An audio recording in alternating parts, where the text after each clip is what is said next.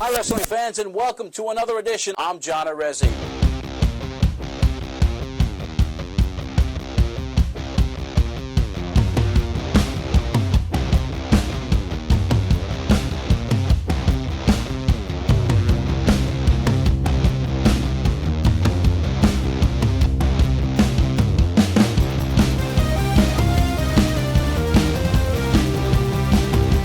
Weighing 225 pounds, John Anthony. Looks like the road's getting a little hot now. Then he's scooped up by the tree.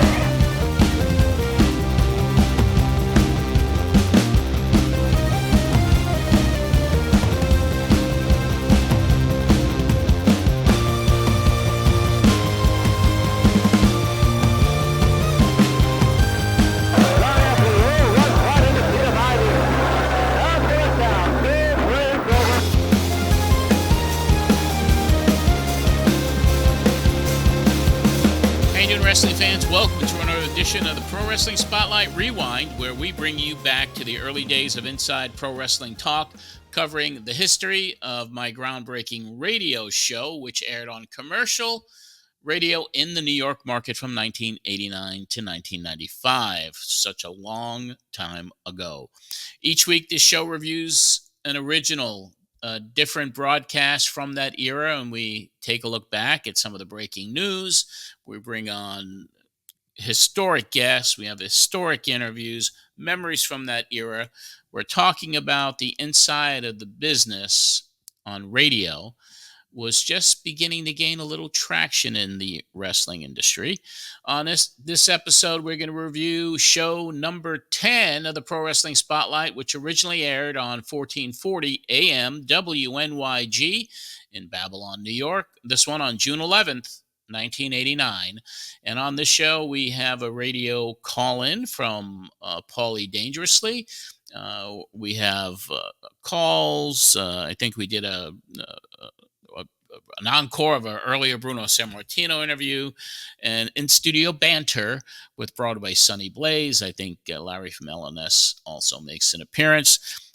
First, let's bring on Marsh. We have some recent developments to go over with everybody, and we want to give everyone an update on those developments. So, Marsh, how you doing today, man? Ayo. I'm doing pretty good, man. Doing good. Yeah, I like that. Ayo. We'll see. We'll see. We're both kind of like dragging our ass today. Yeah. It's heavy.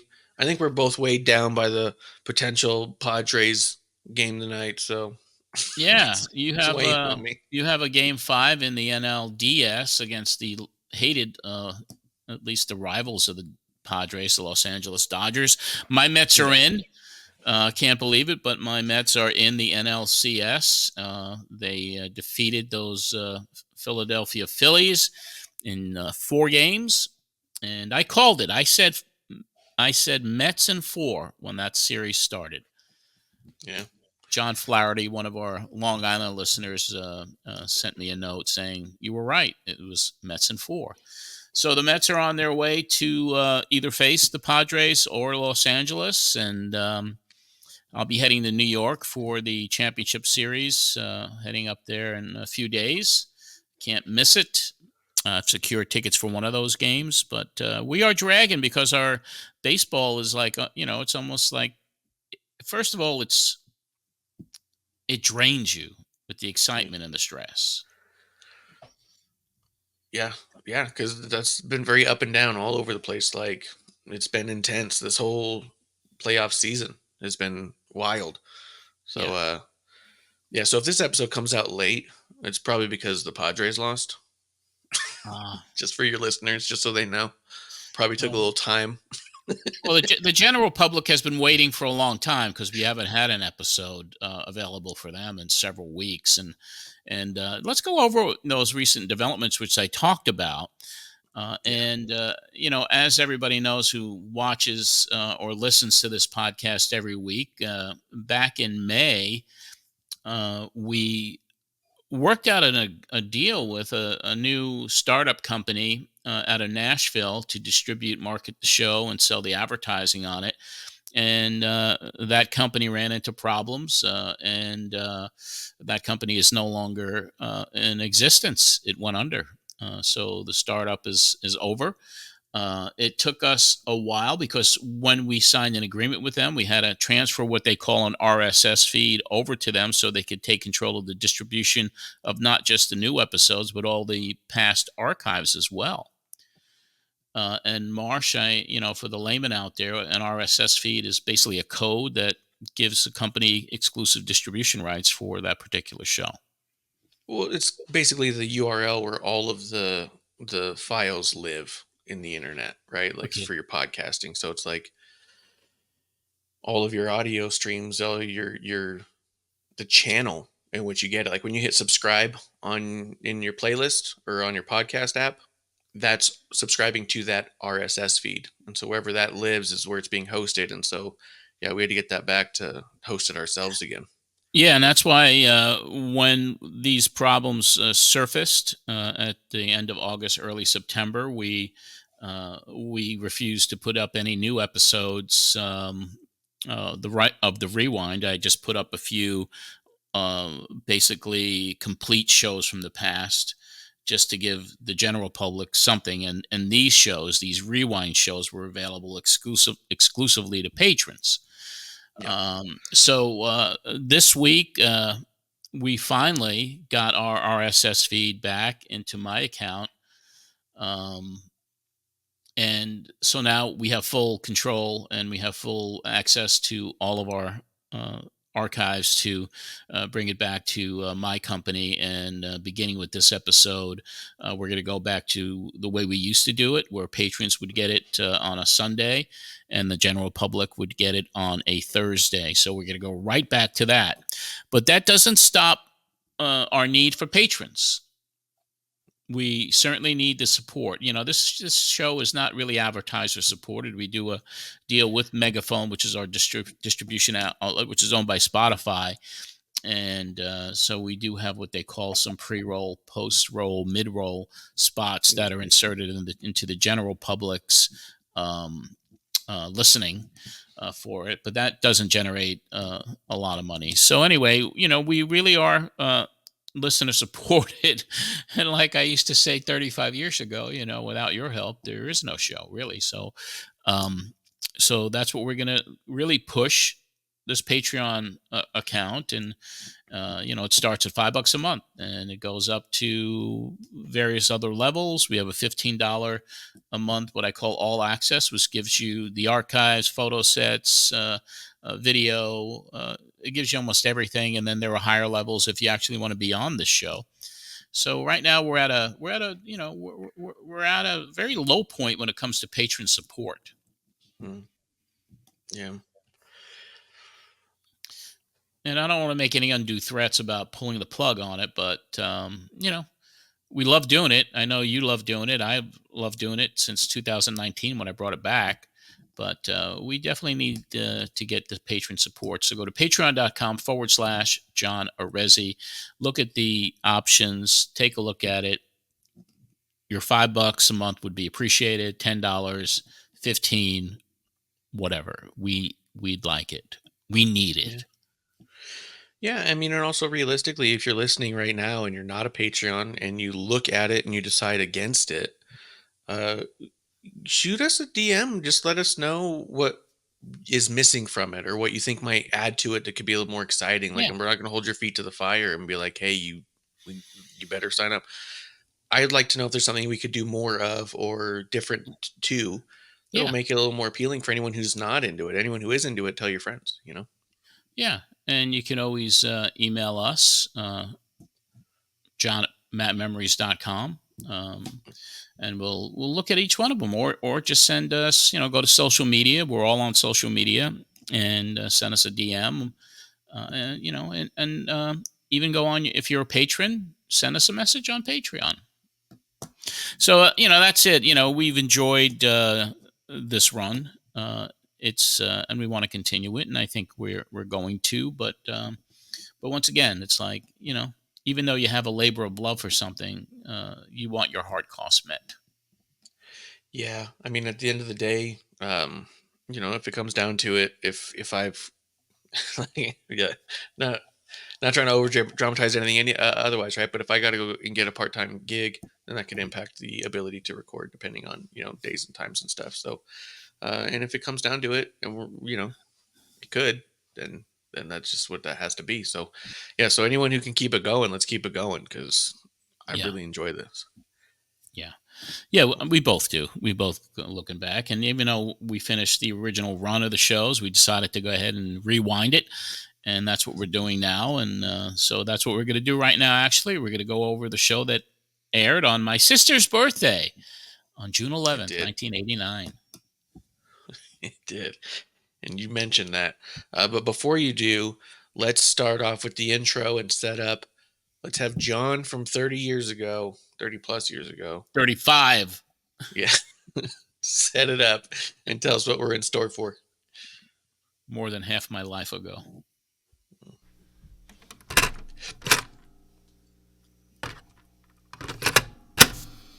Cholesterol, saturated fats, and sodium. Taxi. No, we walk. Walk? For the exercise. Exercise. Fighting for your life.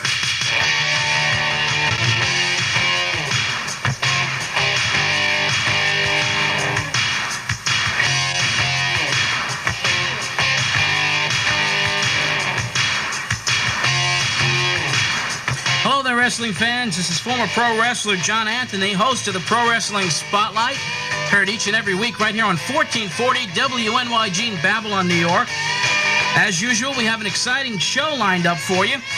What you're going to be hearing today, we just got off the phone about 5 minutes ago with the big mouth of the NWA, Paulie Dangerously. Paul had lots to talk about, including this Wednesday night's Clash of the Champions 7, which will be aired live on WTBS, Turner Broadcasting. And Paul has some high stakes involved in that night. His SST Samoan SWAT team is in the semifinals for the NWA World Tag Team Championship. Paulie will be talking about that, and also the big grudge match to be held in New Haven, Connecticut, a week from Friday night, June 23rd, when the SST goes up against Paul Ellering and the Road Warriors. And once again, Paulie Dangerously, lots to say. Hard to shut him up, but he will be on the air with us shortly. We also have, by popular request, our first couple of Pro Wrestling Spotlights. When we first began the program, we had an extensive and exclusive interview with Bruno Sammartino. We're going to be replaying that sometime today. And for those of you, set your tape recorders up because this is an interview you won't want to miss, and this is one you want to capture and save because it is a classic interview with Bruno Sammartino that will be aired later on today. We have contests. We're going to be giving away some more prizes. The number to call here is area code 516-661-1440. And what we're going to do to start off the program last night, my engineer and producer today, the G-Man, and myself attended the big wrestling show at the Nassau Coliseum. We're going to be talking about that match, going over what took place last night. There were a couple of no-shows, including one of the guys who was supposed to participate in the main event. We're going to try to get him on the phone live to see what happened last night. We don't know if we can get Big John Studd on the phone live or not, but we're going to give it our best shot.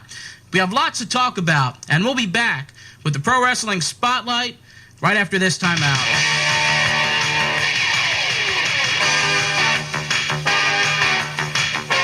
This is Paul T. Dangerously, and I personally am taping. Therefore, you obviously are listening to the Wrestling Spotlight on 1440 WNYG.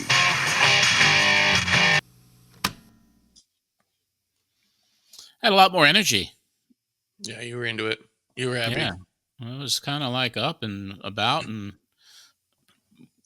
gotten better from my previous bronchitis, it looked like, and I'm just listening to myself 35 years ago, and I'm like, boy, why am I crashing and burning today? And 35 years ago, I was so up and lively. You were peppy. I was a little happy and peppy and bursting with love. There's a good chance that you were just flat out excited to have Paul on, because a lot of this show you were really talking about the Nassau Coliseum show. Do you remember going to that? No. I was there, obviously. I'm not, it's like 35 years ago. I don't remember. I'm just wondering, you hated it. Everyone did. And that's what the whole theme became, was that the show was not good. So I don't know if it stuck out in your mind at all. I know that Andre was supposed to face Big John Studd, but John Studd never showed. But they advertised him all the way up until like the event, like in the middle of it. They're like, "Oh, hey, we're gonna put someone else in the." Yeah, was he even with them back then? That's what you're trying to find out. Yeah, because I don't recall him even being like a regular part of house shows or even TV back in '89. I just don't remember that. I do know the replay of the Bruno thing. I talked about that, and I think I had a reason to play that because the show had picked up some steam and gotten a bunch of new listeners, and those were really from the first couple of shows that I had done. So replaying Bruno made some sense. Yeah, and you replayed it in full. You replayed the whole thing. Yeah. And so that was another big chunk of the show too. So yeah, for the patrons, you can listen to the whole thing. That's a little bit of a rehash from a previous one, but yeah. Well, those episodes are always up for our patrons. Yeah, absolutely. But yeah, it's going to be a good one. I was excited about it. That's kind of like the layout of the whole thing is that you take a bunch of callers, you give away some stuff, and Nassau Coliseum show is a huge, huge point of contention. Where is John Studd is another point. You keep saying you're trying to get him.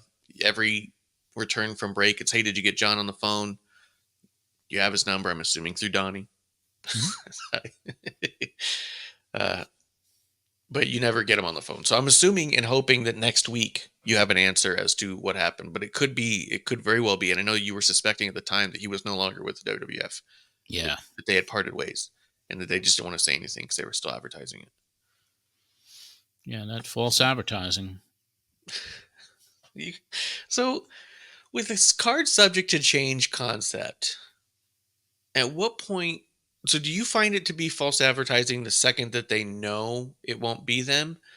Where I know that I think that the concept that Bruce has described on his show was more or less that, like, instead of getting people up in arms about someone missing, if they leave it alone, but provide a talent that's as good as or better than in terms of stardom, that it's kind of like a surprise and delight as opposed to changing of the card. You know what I mean? And instead of feeling ripped off, if you could top who that person was that is being replaced with somebody that's kind of like a little shock value or somebody you wouldn't expect, a bigger name, then yeah, the fans feel like they've gotten their money worth and they don't really care about the change. But in a lot of cases, that never happened. And there always was that disclaimer of cards subject to change. But I really feel that if you know a week or two or whatever in advance and you don't do anything to let people know, then that is false advertising. Even if you think that the surprise is worth it, you should just tell them. You got it. You should make an announcement, immediately.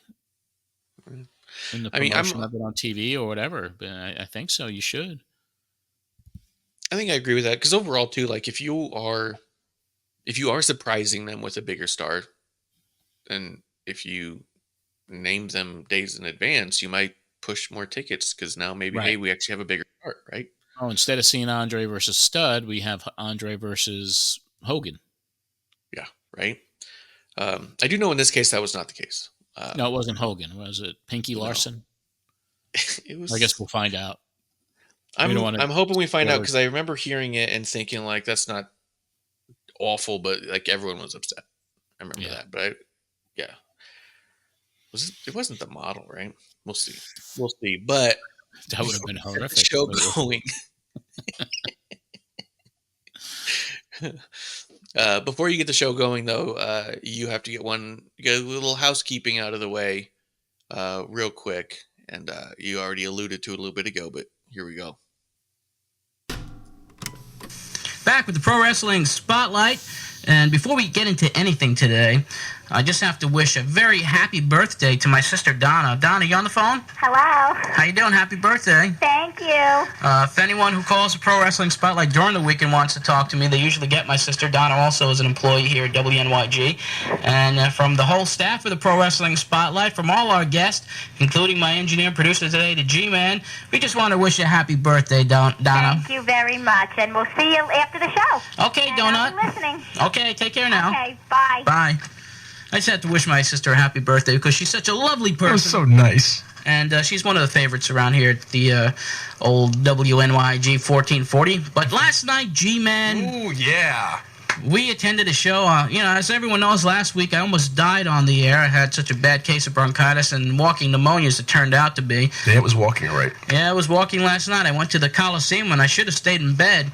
It was a snoozer of a show. To say the least. And just starting it off, one thing I have to compliment the WWF on and Titan Sports, they had almost a full house at the Nassau Coliseum last night. I would say it was more than 3/4 filled for this event of 7 matches. And I would have to say it was a secondary type of card as well because most of their main stars were not even appearing last night. Yeah. Started off the show for the first 2 matches. The PA system was very bad. It wasn't working. They had to change microphones 2 or 3 times. A lot of feedback, a lot of static. And, of course, the fans were getting a little bit edgy after a while. And that's what type of night it turned out to be, because that was just the first clue indicating what was going to happen for the rest of the night. G-Man and I just sat there. We had some very good seats, incidentally. Excellent seats. Great hot dogs also, by the way. Oh, yeah, the hot dogs were very good. They're still repeating on me. Repeating on me. That was the biggest memory was the agita I got from the hot dogs. I never even We heard did it have good worded that seats, way. right? Repeating on me. You never heard that before? No. You never did? I've never heard when someone say food it's is... like when your food comes back up into your throat, like you feel a little something, all of a sudden it's like, oh, it's repeating on me. Yeah, it's coming back again. Never heard it that way, but yeah, that's why I kept that in there, because I was like, what? But yeah, so I guess the hot dogs at Nassau Coliseum, not the greatest. No. The buns were always stale. Yeah, they're no ballpark. No. And the shitty mustard. Yeah. I like Golden's mustard. I like the brown. I like the, deli mustard. I don't like the French's mustard. Oh yeah. I don't like yellow. I don't like yellow mustard. No, I don't like that. Wow. Is it like an America thing? I just don't like Don't it. like anything French? I like a little bit more spicy. Yeah, no, we prefer spicy mustard too, but it's one of those days, John. There's all kinds of shit going on. At least when I gotta mention Florida for a second before we go on. I mean, yeah, let's do it. Everything that went on down there, and I'm worried about Donnie. Donnie lives in Bradenton. He got hit hard. I haven't heard from Donnie in 2 days. And the hurricane hit 2 days ago. I heard from him up till like midnight on 2 nights ago, which was Wednesday night. We're taping this on a Friday. And but I hadn't heard from him all day yesterday because he got hit. The eye came in right where he lives. It hit right where he lives in Bradenton, and they had sustained winds of 109 miles an hour there. That's insane. Yeah, we definitely are thinking about him and hoping for the best, obviously. Everybody down there, even with Terry Collins, who we do the Mets show with, he lives in Port St. Lucie, and they were decimated by some major tornadoes. Yeah. It's Florida, man. That's a lot of the business in general. And, that's a lot of where I mean, even the baseball guys go to retire. The wrestling guys go to retire. We got Medusa out there. We got Sonny Blaze out there. We got Terry. There's a lot of many friends and people that we know. And look what happened to Tampa Bay Tropicana Field in Tampa. The whole roof got torn off that stadium. How are they going to fix that before the season starts? It's going to be crazy. Well, they'll just move it around, I'm sure. I don't know if I remember there was a huge fire in San Diego one year, and they used the stadium to house a bunch of people who were displaced. And it went on for a long time. And I remember the season was supposed to get going, and they ended up just playing in LA or something like that. Yeah, they can find a neutral site, and I guess even with Tampa, I mean, who knows? But I mean, the ironic part of it with the Tampa Bay Tropicana Field Stadium is that they were using that as a staging area for the National Guard and and first responders. I mean, they had 10,000 cots set up, and and then what happens? The roof gets blown off of there, and they can't use it. It's crazy what's going on with weather today. Anyway, back to the show. Well, yeah, and I'm sure there's a handful of people listening now who are out there, or knows people out there, or maybe you're listening to this a week or two later because you didn't have electricity. And thank you for listening, and we just want the best for you guys too. Yeah, we hope everybody's well down there and everybody's okay. It's just brutal and it's insane. The idea that tornadoes came down in the middle of a hurricane too, I was like, a lot of them. My God, and there's some massive ones. I've seen the video of Port St. Lucie, which I love Port St. Lucie. It's a place I go to every single year in March. And Terry lives there, and he suffered damage around his property. When we were taping with him this week, he's like, "Yeah, I want to get out there and put my shutters up, his storm shutters."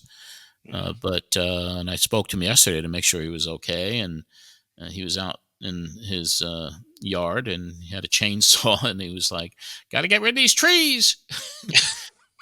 75 years old, he's out there with the chainsaw. Chainsaw Charlie out there, man. He's doing it. Chainsaw Terry. Yeah, he's back at it. Just to give you a quick live update from Sonny Blaze. No power at the house and no internet at his store, but everyone's doing well and everything's okay. Good. So that's the live update here for Sonny Blaze fans. And if you're listening to this, there's no way you're not. Yeah, he still has no power and no internet from what he just texted you. No power at his house, and he has no internet at the shop. Oh, at the vape shop. Okay. At his store. So I'm sure that the lights are on, but they can't cash only or something, right? It's insane. And you'd be surprised. I only know this because I worked at a smoke shop. When things are rough and things are awful and it's storming and things are people, they want a little something. So I'm sure that he's helping, best he can. But yeah, so thoughts for all them. But back to it a little bit. Your sister's birthday, that was her in the studio, was it not? Oh, it's not. She on the phone. It sounded like she was on the phone? She was on the phone, yeah. Okay. She was still in her 20s. My nephew wasn't even born yet. Yeah. It was cool. I just like when we could pop them on when you hear her a little bit. She definitely sounds like she's from New York. Yeah. Yeah. I always said Miss Marissa Tomei from My Cousin Vinny. That's the way she speaks to this day. Not that. Yeah, obviously she's much older, but she had this and still does this very enthusiastic, bubbly personality, and that's why she does so well today with her job, and she works in radio up in New York. Yeah, that's awesome. And then you guys went to the shop and you got bubble guts. You went to the show, bubble guts. Yeah, yeah. Your hot dog's repeating. The next clip is you guys actually starting to talk about the show, and this is where you talk about John Studd and Andre. So this is where we are likely to hear who the replacement is, because this is you review that match too, the Andre match, because you were a little you guys were getting concerned about Andre at this point. And he only had a few years left of his life, and so it's not a surprise. He looked horrific. The main event for the evening was supposed to have been Big John Studd against Andre the Giant, and there was an announcement made before the match that Big John Studd would not be there. I think that they didn't have that PA system working on purpose because they didn't want people to leave. Could have been a riot. I tell you, that was when they come on and they said, well, to replace him right now. And you were expecting a big name, but what did they say? Hulk Hogan, maybe? Hillbilly Jim. Why don't we get Paul Romer in there for all, Well, I would have loved to have seen, a guy like the Blue Blazer coming against Andre. That would be interesting. But it was very pitiful, if I have to call it pitiful. A dud. Exactly. But the end result, interference by the former King Haku and the current King, Hacksaw Jim Duggan, The disqualification that took place, and of course Haku ran into the ring first. Andre the Giant was disqualified for that, but the most interesting aspect of the match took place at the very end of it.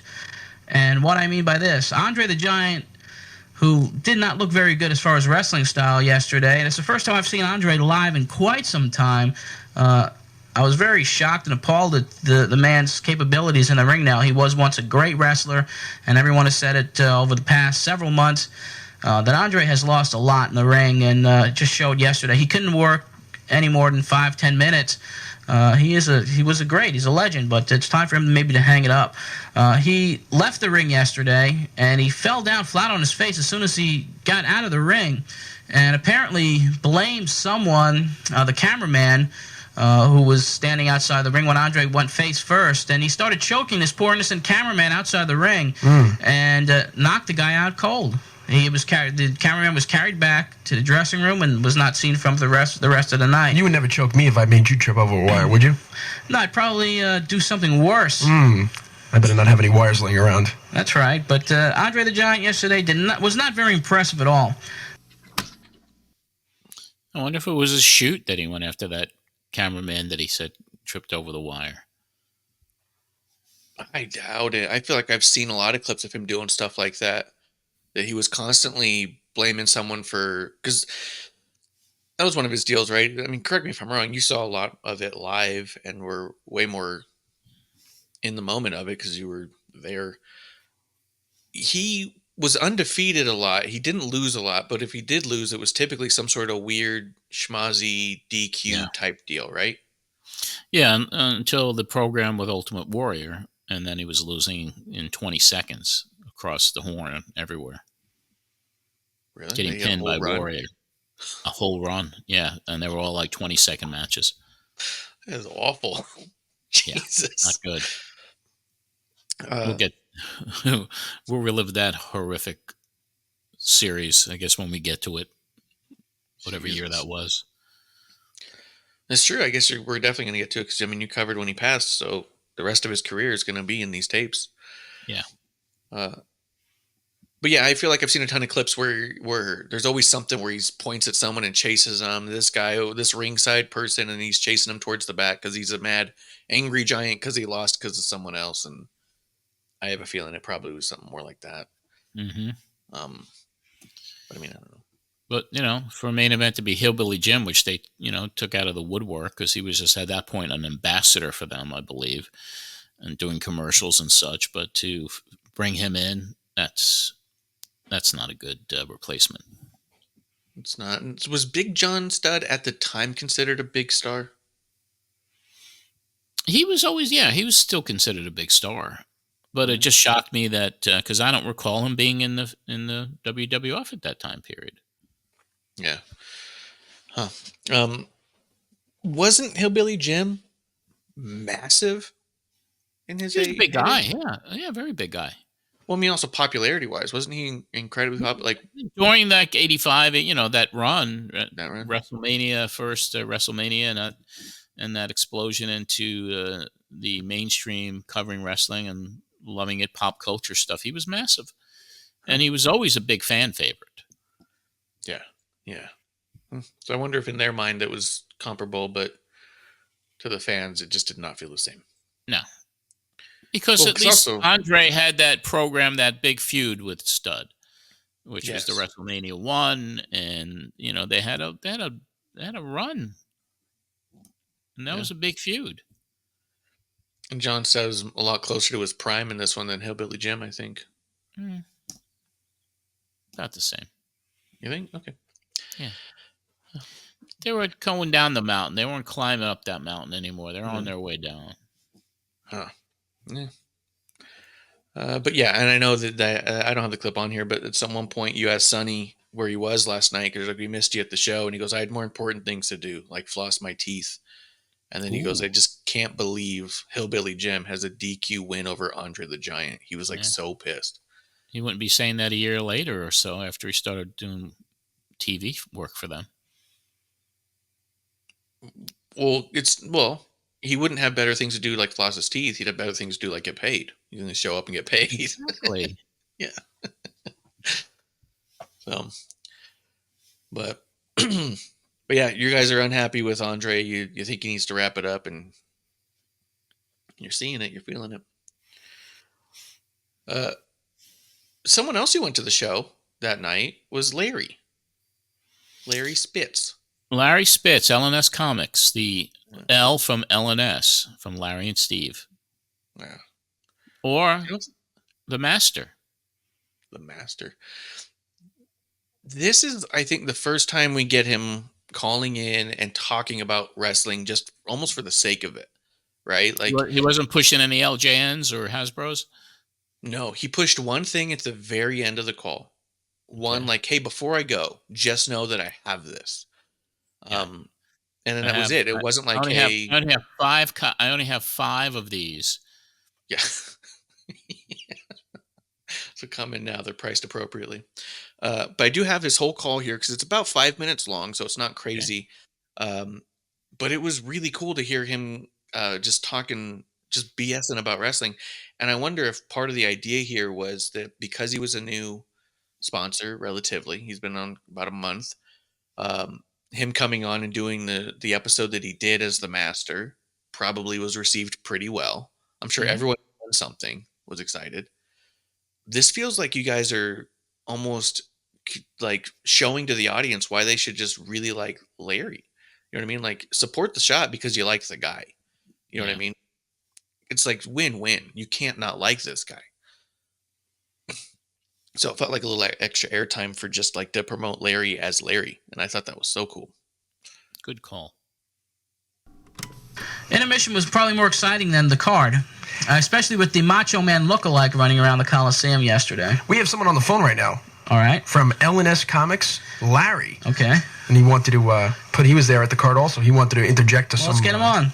Larry from L&S. Hey, what's up, guys? What's happening? You were at the show last night. Oh, boy, was I at that show. Unfortunately. Did you get over your indigestion yet? Oh, boy. Oh, that was a situation in and of itself. You had, now I brought 8 people with me. You did? All right? I took a crowd of people who hadn't been to wrestling in a long time. So I guess you lost 8 friends yesterday. And they're not my friends anymore. Well, that's what I was going to say. Oh, no, it wasn't a pretty sight. I mean, you get a match like the Hart Foundation against the Powers of Shame, and, I mean, it should, technically, it sounds like a good match, and it's good characters, excellent possibilities, but you got the Warlord who just can't move. Mm-hmm. The guy is stiff as a board, and they proved it. The Barbarian at least tried to save a couple of spots, but there was just no movement. And it seemed that what they did was they beat on Bret Hart for what seemed like an eternity till they finally gave in the hot tag to the Anvil. Mm-hmm. And even then, it just did not go anywhere. The crowd was totally asleep anytime the Warlord or Barbarian was in. Right, they were asleep for most of the whole show. Oh, God. It was a situation. Well, something like that could hurt future cards because they, when they have some no-shows occurring and you have some of the work rate, I guess you want to call it, the action in the ring, it was pretty boring. Well, you have...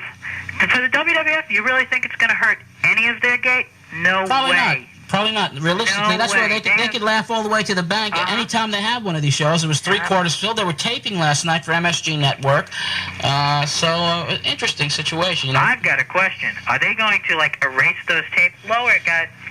They're going to have to erase those tapes because... Well, the first, couple of matches, as you know, was, the technical difficulties that you couldn't even hear what the ring announcer was saying, and then the feedback that took place for the first 2 matches throughout the matches. I guess they would have to erase, but we'll have to check it out on the MSG Network and see what happens. Well, as you know, on most of those things, it seems like those aren't going to be MSG. Those look like they're going to be used for primetime. Oh, really? Yeah, I thought it was the MSG. No, I'm pretty sure it was the MSG Network. Are you serious? Yes. Wow. Because since the Garden isn't running shows until they're renovated, and the next show at the Meadowlands isn't until SummerSlam, I have a feeling, and I think we did find out yesterday that this was going to be aired for the MSG. Yeah, it was Network. MSG. We saw that we were right next to the screens, and they had the MSG logo on them. Oh, they did? Yeah. Because usually, up until... I'd say a month ago, or maybe this card, they always used to at least have 1 or 2 guys doing some sort of ring play right at the ring. They always used to have at least Gorilla or never at the Coliseum. Rod Tron. No, but that Tony Schiavone and Al Hayes were doing a play-by-play. Oh, they were there. Yeah, we were sitting right next to them. See, it was obvious I was on the opposite side of the arena. Mm-hmm. We had pretty good seats, but we were on the other side, so we didn't see Tony. We didn't see Lord Al at all. Well, you're tough luck because they were exciting to watch. What we did get to see, though, was a couple of people dressed up. We saw the Macho Man dress up. And he was all around the place. But did you also see the guys dressed up as the Powers of Pain? No, I did not. There was a couple of guys running around like the Powers of Pain with the leather and everything. I'm telling you, the WWF has marketed these characters to the point they're so over. Well, the first big crowd pop in the night took place when Brutus Beefcake came into the ring, and they had the theme music. That's when the PA finally started working, so they definitely have marketed their characters to the hilt. Also, out of that whole night, who would you say is the most over? You would say Brutus? I would say Brutus probably had the biggest crowd pop in the night when he came in. Or Duggan. I would say it was Duggan for the night. Mm-hmm. Duggan, the people went crazy for. But with Stud, no showing, mm-hmm. and they put in Hillbilly Jim. If anybody, whoever wasn't there, the crowd was booing. Mm-hmm. It was unbelievable. But I'll tell you what, we appreciate your call, Larry. All right. And, I do have one interesting little comment. What's that? There's a new item out on the market. The first wrestling comic book to ever come out. And, of course, L&S will have it. Huh? L&S Comix will probably have it. Of course, we've got them. But it actually hit the markets last week. And what's funny about it, it's called The Saga of the Von Erich Warriors. It's a really poor quality black and white, but it's the type of thing that every wrestling fan will really enjoy, especially if they really don't like the Von Erichs. Well, we'll stop in this week and pick up a copy of it and review it next week. I'm going to send you a copy, John. So Super. you can take a look and give everybody a review over the air. Okay, great, Larry. Everybody will enjoy it. Thanks for calling. All right, guys. Okay, bye-bye now. Enjoy. You have a copy of that Von Erich comic book, Marsh? I know someone who might, to be honest, but I don't, yeah. Do you remember it at all? I do. It was really shitty. Yeah. They painted out the Von Erichs pretty poorly? Because he said if you I don't especially remember the like content. I don't remember the storyline in it, but I do remember how shitty it looked, Black like someone and white. drew it on paper and then Xeroxed it kind of a deal. I think they did it in pencil. Oh. Good to hear from Larry. He brought 8 people with him. Yeah, that's a big crowd. That had been wrestling fans a long time ago, and I guess they all didn't have a very pleasant experience. They probably all had hot dogs as well. Well, it just sounds like nobody was happy with the card. Like, no. Even Larry saying the Warlord and Hart Foundation match was terrible. I mean, it's the Hart Foundation. Mm-hmm. Like, they're known for having incredible matches all the time. And the fact that they're like, yeah, they had a really bad match. It's like... And the fact that it was taped for TV. Taped for TV. It was cool to hear that Duggan got a huge pop. Always been a fan of Hacksaw. Hey-oh. Yeah. Oh. He's a cool guy. Tough guy. Yeah, tough guy. All right, tough guy. Do you ever run into Hacksaw anywhere? Do you ever meet him? Yeah, I've met him a couple of times. He's been so good to me. He's cool. Yeah, when I was managing artist Sarah Darling, who was from Des Moines, Iowa, each year we'd go at least 3 or 4 years running to the Children's Variety Telethon in Des Moines, which is a big foundation there. And Hacksaw is also from Iowa, so he would be there every year. So we'd get to hang out and chat, and talk, and really a nice guy. Always was a nice guy. And I don't know, I can't imagine it was just a me thing. It just seemed to me like how he was with other people too. Like when you go up and talk to him, it's like he's just meeting an old friend. Yeah, he was very friendly guy, very nice guy, very personable. Yeah, like I immediately got the impression as I walked away, I was all like, should I ask him to meet me at a bar later? Like, I think he'll come hang. Like, he just gives that impression that he's willing to, he's giving you time. He's happy to hang. Like, he'll tell you the stories. Like, just open book. So yeah, cool guy. So I was just happy to hear he got a massive pop that night. But yeah, outside of that, I mean, no one liked the show, and it was Larry just calling in to just tell you what a terrible time he had. We were an open forum.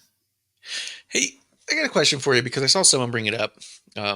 Actually, you know who I saw bring it up was Evan Ginsberg, friend of the show. So he was asking about tribalism in today's fans versus in the past, and he thinks that it's it's a lot more intense now than it ever was. As a joke, I was gonna, you seem pretty excited. Maybe you are happy to come on here and shit on the show, right? Which is not the case, obviously. But like, I do wonder. It does feel like at this time you guys were more than happy to tear down that product. Like you guys didn't like it. You're going to be honest about it. You also were going to talk about how much you loved WCW and everything that NWA was doing. It was not WCW at the time. But what I did notice you guys do is, although you guys are very staunch in what you like and don't like, and we're not WWE guys most of the time, you gave both products a chance every time. You know what I mean? Like when NWA started having bad shows, you started saying this is getting bad.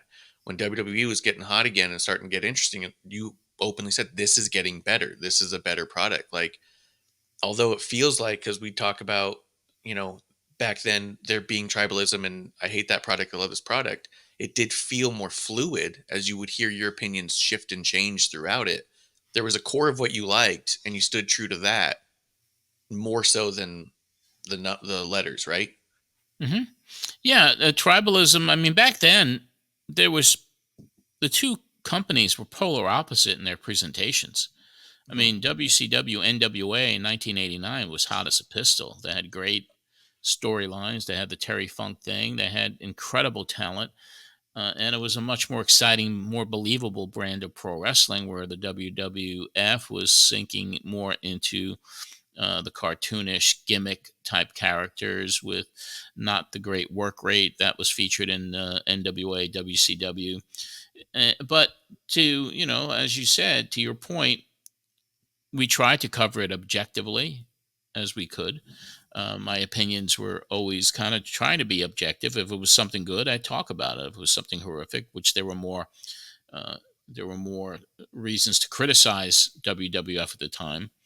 But also, as you also brought up, that once WCW and NWA started shitting the bed at the end of that hot 1989 run, we'd start criticizing them as well. Yeah. Trying to be objective. And that's to me what feels like the big difference is that I do think that the fandom now is devoted and loyal.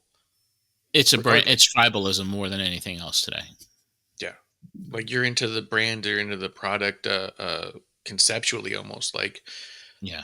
I mean, I'm not going to pretend that I'm not biased at all. Like, I mean, I've got a pair of shoes that have a big WWE logo on it. You know what I mean? Like, that is the product. It's not a Cody Rhodes product. It's WWE, right? So, yeah. I think there's a lot of that today, especially AEW fans and WWE fans, and it really surprised me reading and being on social media over the last couple of weeks with Warner Brothers Discovery giving that massive license rights deal to AEW, and there are people like shitting on it. Like, why? You're going to be guaranteed AEW wrestling for the next 3-4 years. Yeah. And you're going to be, you're going to have a bigger audience, potential bigger audience, because you're going to be streaming on Max. It could change the whole audience for AEW by bringing in new people who have not been exposed to it before now, because you're on a platform like Max for your pay-per-views and for your archive shows as they get into the streaming part of it. So I think it's good for the business. It's good for AEW. I don't think AEW is ever going to, but now with that 3-4 year deal locked in, who knows what talent might be jumping over there now. So, it all depends on the booking and the presentation and the angles and storylines. And, right now, no one can touch WWE, what they're doing. I mean, they're just, upper echelon. They're the A-list game in town and making more money than ever before and having more sellouts than ever before and really knowing how to market and promote their product in a way that is it really is like a machine that just is a money-making boom. It's just crazy. It's kind of outrageous when I think about it too. Like remember they were always trying to figure out the way that they should do their pricing for the tickets, right? And every live event thing will. And I've heard in the past that they would sometimes look at like what the circus was doing. What are their ticket sales? Like what are their prices? Because they wanted to be the kind of thing the whole family could go to. And so if the circus tickets were lower in this area, they were going to lower their price in that area to get more people. They wanted people to show up. And now it feels like they're so big and strong that they can price out anyone they want. Like we're watching these prices get out of grasp, Oh, but they're still out of filling the control. building. Yeah, they are, because what they've done strategically is like house shows are really kind of like non-existent now. It's all TV. It's your Raw taping, it's your SmackDown taping, it's your NXT taping, and then you have all the international shows. There's much more international presence, and those are special events in these markets. It's not like you used to be able to find wrestling every month somewhere in your vicinity. It's just not there no more. And when you come, it's an event. It's a big TV show. It's the pyro. It's the presentation. It's the stars attached. But the prices have they've really gone out of whack. And not only in wrestling, but, I was just talking about baseball playoff tickets. And I was just, as we were playing that last clip, I got a notification, World Series tickets, if the Mets even get in. I mean, you can't buy a ticket for under like $3,000 right now. And there's not even an assurance that the Mets are going to be in the World Series. Those are what the secondary market is pricing them out now. Yeah. I mean, but at the same time, if you have a ticket and your team doesn't go, you're going to be able to sell it. And that's my point, is like these people they're these companies, they're pricing out so high, but people are matching it. People are meeting that price. Where's everybody getting this money from? That's what I like to know. If the economy is so bad and we're in fucking, everyone's in, shit, and we're in this worse economy, but people are spending thousands of dollars to get into sporting events. Yeah, no, it's insane. We were looking at prices for WrestleMania this year too, and I mean, there's just a big feeling where I just feel like that I'm pretty sure I lost my opportunity to see them. Like I had two chances to go, and things got in the way both times. And now I'm looking at the prices. I was like, I don't know that there's ever going to be another chance. Like, this is getting. I mean, it's impossible. It is, and I'm going back to baseball playoffs. I'm going up to New York. Got tickets for the home game 2, whoever that may be against, Mets against Dodgers or Padres, and I was able to snag 2 seats, but. Through all the contacts that I have, they're impossible tickets, even if you know someone within the organization. So you're stuck on the secondary market, and the only place to really realistically potentially get in is like right before the game starts, where people just start dropping their prices just to move their tickets. That's the best strategy right now for somebody like me who's got to be in that building, because it has been 9 years since the Mets got this far. Yeah, it's gonna start looking like it did when you guys were kids. Like when my grandpa was a kid, and he used to go sit outside of Fenway with his radio in his ears so he could hear the game on the other side of the wall that he couldn't get into. It's gonna start being like that. People are gonna be standing outside. Yeah, well, now they have access to even like at Citi Field, they're doing parties in the plaza there for people who even can't get in. It's crazy. It's just where we are right now. But it was a lot easier to get a ticket back then. Yeah. But all right, moving along. I'm dragging you. Well, I'm in baseball mode anyway too, so it's crazy. Well, I mean, sometimes it just as we're going through it, like I just start wondering how things were back then in certain ways. Like I think getting some of these old stories out of you is really the key. All we're trying to do is unlock an old memory with all these clips. Something snap. I mean, and speaking of, I do believe this next clip This is going to be the first of our callers. We have a few callers. When I was putting this clip together just a minute ago, I didn't hear the name, but you believe this to be someone you know. So I'm going to play this caller. Take another call at 661-1440. You're on the air. Oh, John. Yes. Yeah, and I hate to keep going over this point again, but I was at the matches last night, and I thought it was totally disgraceful. And I said to my friends when I was there, I said, tomorrow night, I am calling up John Anthony, and I want people to hear about this, because it was... Well, every call we've gotten today is the same thing. You know, we got several calls before the show started, all asking about this show last night. I don't think they pull this stuff in the garden, John. I don't think they would, because I don't think they think... Well, that's their bread and butter. Yeah, they couldn't get away with it there.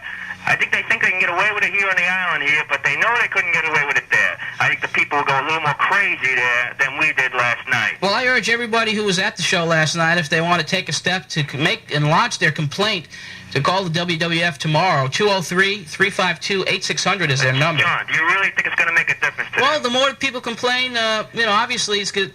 You never know what's going to happen. They might take notice. They probably won't. But it might make people feel better who were at the show last night. Maybe they'll take your name and address and give you some free tickets to their next show. Who knows? I just find it hard to believe that they would do something like that, because I just don't think they really... I think they have such a monopoly right now that we're going to be a minority. As many people are going to complain, it's really going to be a real minority. The only people that really didn't seem to mind very much were the very young kids, and that's, of course, their core demographic right now. Right. So the kids just were happy to see Hacksaw Jim Duggan and some of the other characters that they've developed, and they were satisfied seeing them. Let me just say one more thing. Jimmy Snuka, I feel, ought to be ashamed of himself. I mean, the way he looks compared to the way he looks when Albano first brought him in, if you remember. It was awesome. He was awesome.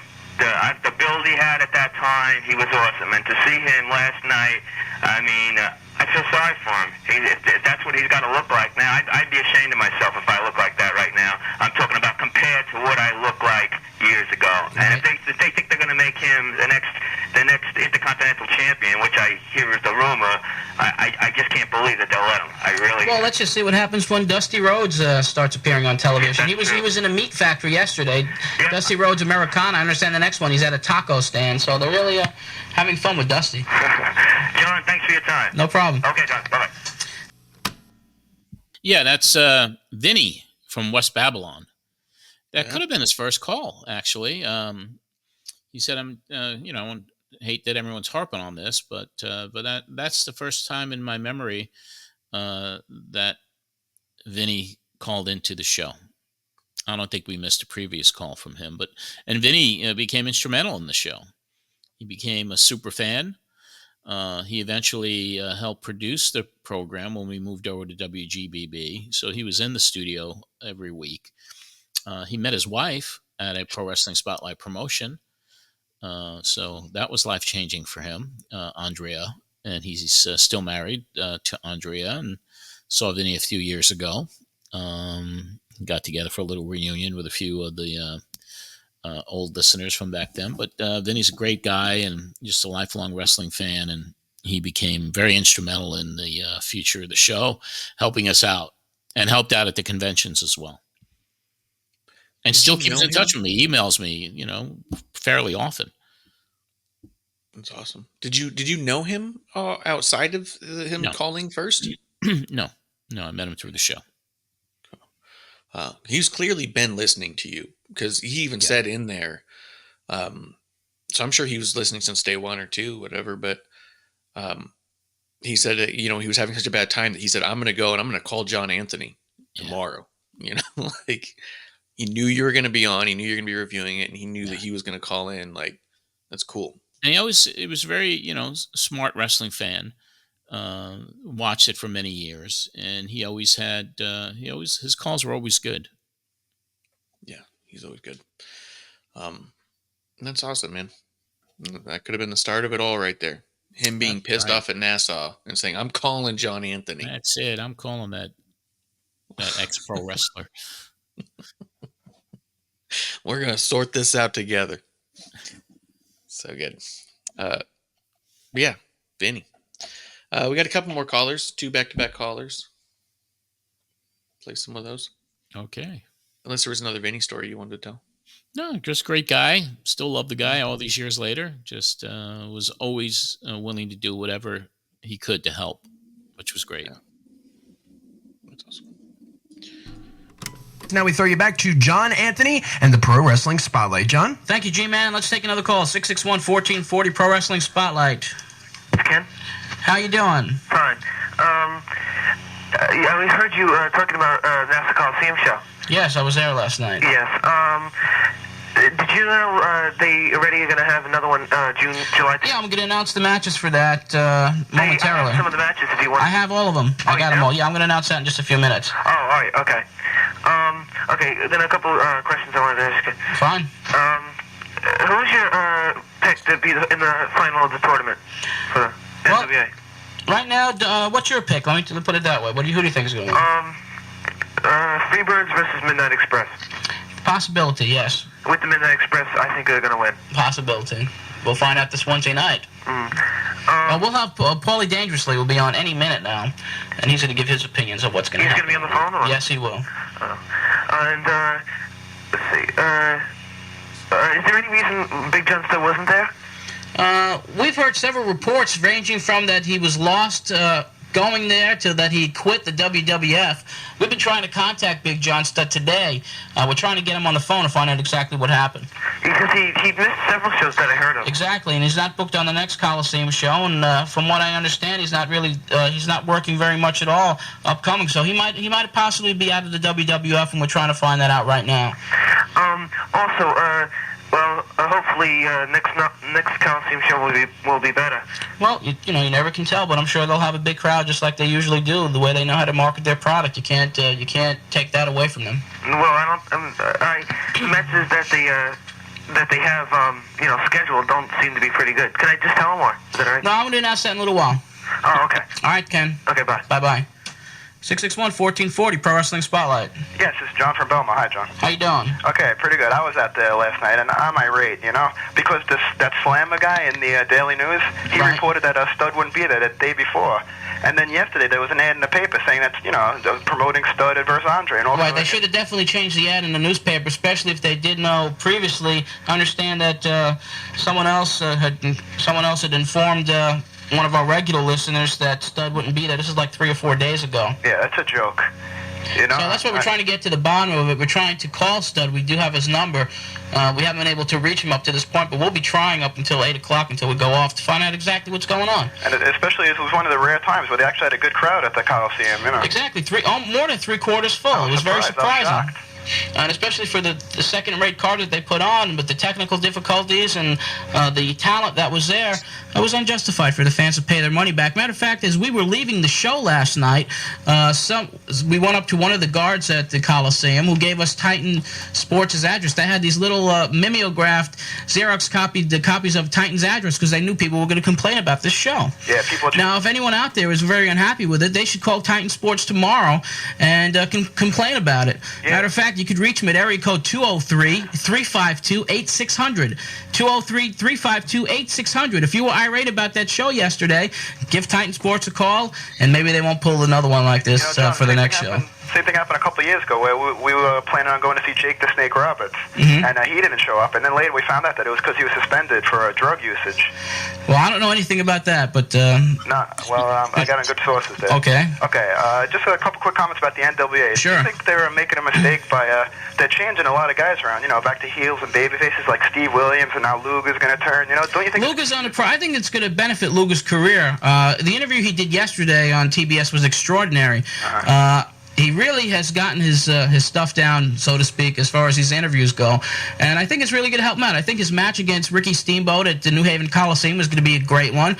And since Flair is now coming back as a good guy, as a fan favorite, the Lex Luger, Ric Flair matches, maybe past the Terry Funk matches, looking past that, could be some classics coming up to Starrcade 89. I know, but in general, don't you think that they make a mistake by changing so many different guys? Like the casual viewer is probably confused by now. I mean, we watch it every week and everything, but other guys, other casual fans, there's two things. Everyone has their opinion. That they are trying to do the best they can right now. A lot of guys are changing over. Whether it hurts or helps, only time will tell. And everyone has their own opinion. my personal opinion is that I feel the Lex Luger thing is good. The Steve Williams thing, that may also be to the NWA's benefit. We'll wait and see. Yeah, the Luger Steamboat match is going to be incredible. It's going to be great. It's going to be great. Okay, John, keep up the good work. Thank you very much. Bye-bye. Couple interesting back-to-back calls.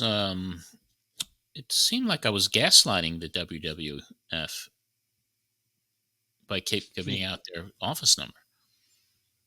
Is that like riling people up? Isn't what gaslighting means? You're riling people up? No, gaslighting means that you're convincing someone else they're crazy.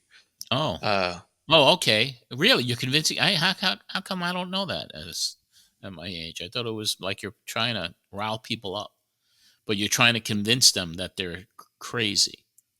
Yeah, gaslighting is convincing somebody that they're misinterpreting something that's happening in reality. Like it's from that play, The Gaslight or whatever, where someone is turning on this gaslight and this woman goes and she blows it out, goes to bed. They go back and turn it back on. And did you just light my candle? No, it must have been you. You know what I mean? And it's like, okay, well, I just blew it out. I don't think you did. And then they go blow it out and they go back, turn it back on. Well, I guess it's hard being a baby boomer. This play is from like the 60s, John. Is it? Maybe older.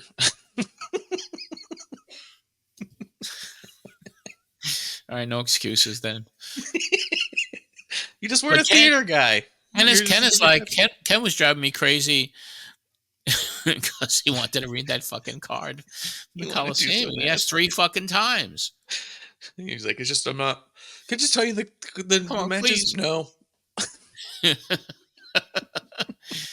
And you know what wouldn't surprise me? If I didn't even get to it. I don't know if you do. Now you mentioned it. And then it was like the guy from Seaford. And that sounded like James from Seaford for me. He called himself John. But there was John and James who became regulars and friends of the show. Yeah. So that was him. And he said he had good sources when it came to drugs or something at the time. To Jake having been suspended for drugs, he had a good source that told him that. Yeah, who may have supplied Jake the crack. Yeah, that could have been. It was so funny too. Heard Jake was suspended for drugs. Oh, I wouldn't know anything about that. That doesn't even sound familiar. It doesn't even sound like Jake. That was good. But yeah, you were riling him up, and you got all pissed. You're like, you know what? Here's the. I used to eventually as we got to as I made friends with him, I used to get my pot from him. From the last caller? Yeah. Oh yeah, the Seaford boys. They would come into the office. It's right. Well, the origins of this program, what it led to. Debauchery. What if they're the ones who got Jake his weed? Because I'm sure Jake also smoked weed. Yeah. Oh, yeah. In my book, he traded me some weed for some services. Right? Stuff happened. Stories in the book. Yeah. But it could very well be that he hooked him up with weed, and then fucking Jake says later, yeah, I got dinged on that one. So he's, you know what I mean? So it could be like, I have a pretty good source. But yeah, that was cool. It was yeah, I was just having so much fun listening to those two because yeah, you just kept telling that guy, shut him down. Like even like he goes, can I read the card? You're like, no. He goes, can I ask a couple questions? And you're like, fine. You weren't even like, absolutely. He'd call every week.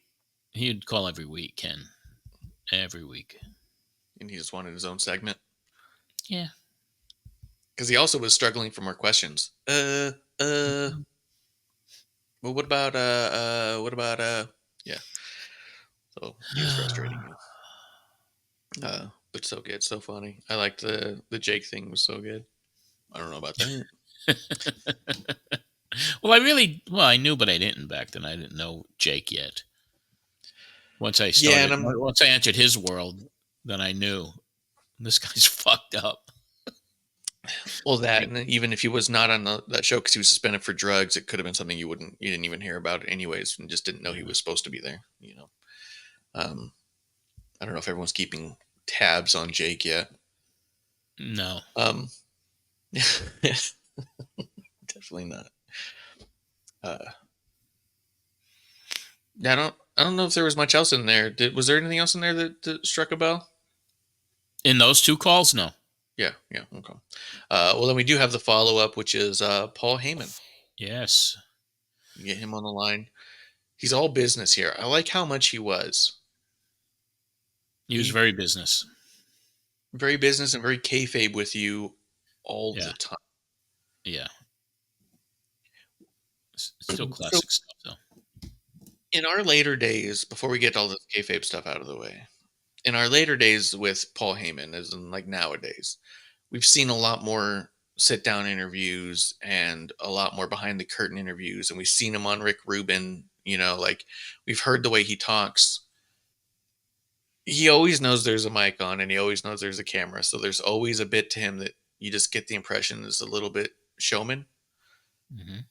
When you would talk to him offline or on those phone calls at night, what kind of tone would you get? Is it a tone that we hear in those interviews? Does he always sound that way, or was it different than what we've ever heard?